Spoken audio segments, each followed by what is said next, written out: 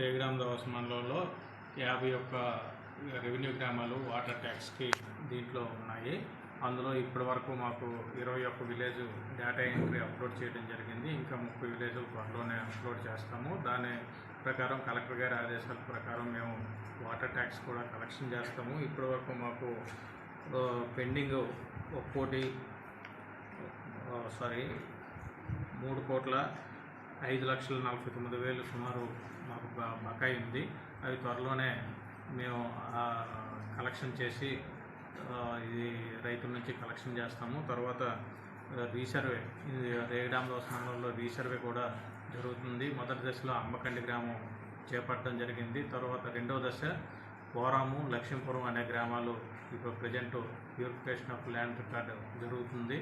త్వరలోనే GT start చేస్తాం. Ground truthing start చేసి మేము రైతులకి పూర్తి హక్కు పట్ట పాస్ పుస్తకాలు అందజేస్తామనేసి తెలియజేస్తున్నాను. తర్వాత విషయం, ఈ ఇసుక కానీ ఈ చెరువుల్లో మట్టి తవ్వకాలు కానీ అటువంటి వీటి మీద దృష్టి సారించి ఎటువంటి అక్రమాలు జరగకుండా చూస్తామనేసి నేను తెలియజేస్తున్నాను. Thank you.